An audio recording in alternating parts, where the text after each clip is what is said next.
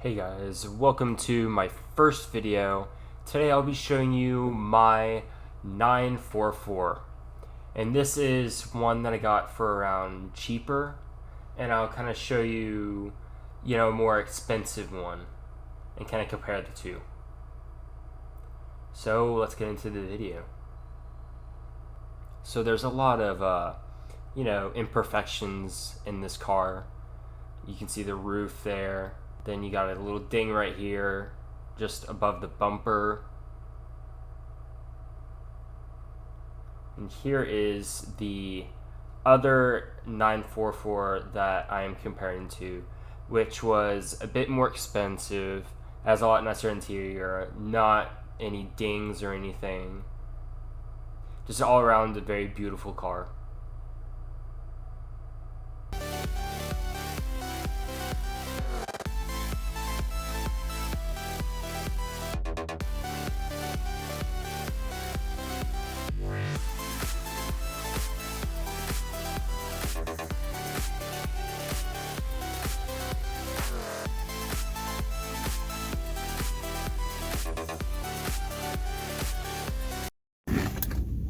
So now we move on into the interior, which feels kind of like a mini sports car, really. You got seats that go up and back. You can go up, well, not up, you kind of go like that and back down. And then the other one that doesn't really work, well, not working right now, really. It usually works, sometimes works, but it's on and off. You got the Alpine stereo that I recently just put in. Then you got all the AC unit and all that, which doesn't really work. Well, it works, but it doesn't blow cold air. Got your warning light. I got a clock, which works.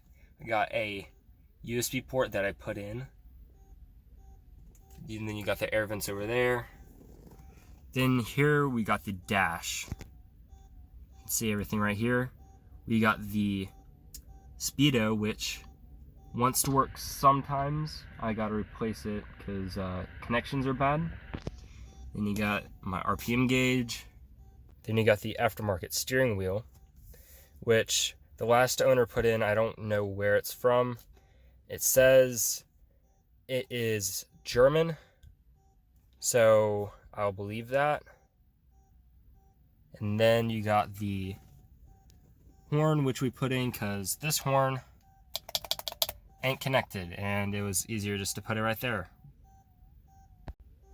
So then you got the center console right here. You have this nice piece of old glue that was here that I tried to scrape off, but it's still there. Then you got this little ashtray kind of thing, which just has a light sitting there. Then you got the armrest, which is missing. We took it off because it sucked. I am going to put it back on. We are working on fixing that. Then you got the light gauge right here, which looks very familiar to basically any Porsche style light switcher thingy. So one click is just brights, 2 clicks is brights and headlights. And then go back, and that's it. And then you have the gauges right here. I honestly forget what these, I think when you turn that on. Yeah, this is if you want your brights on and off.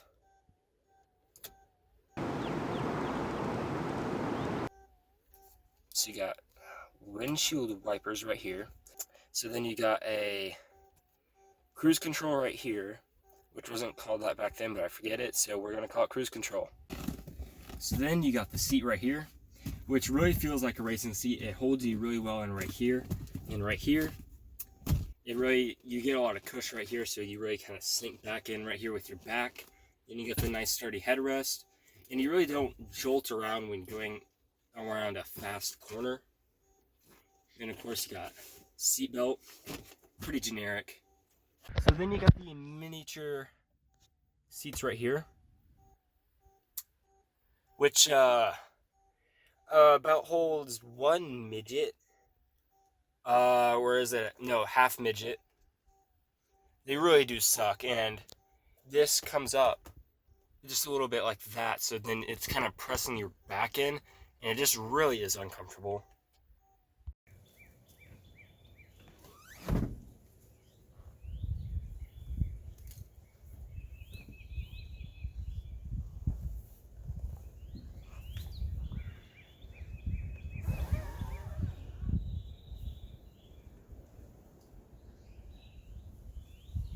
So then you got the back here, which unlocks with the key.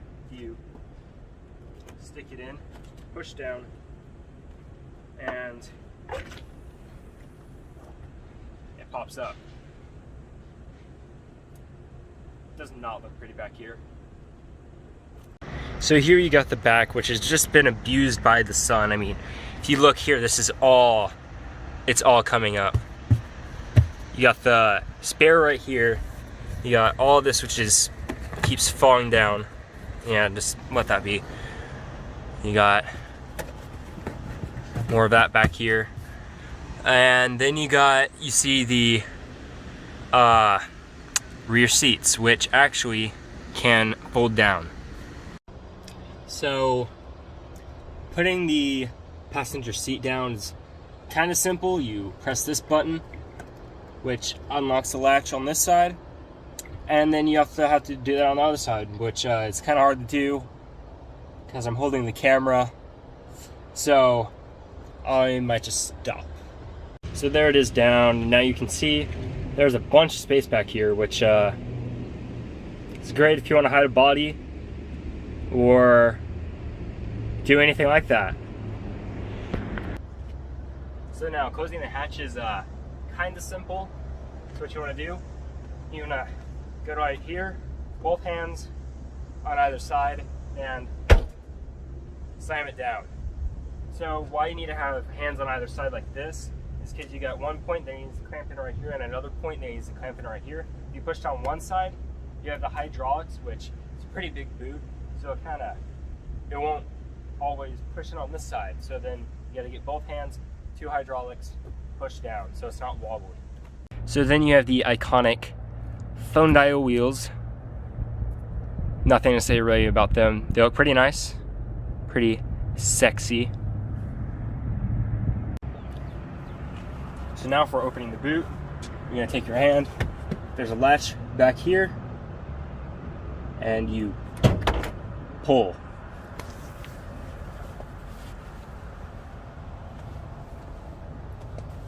So what you do for opening the front, take your hand back here, there's a lever, pull,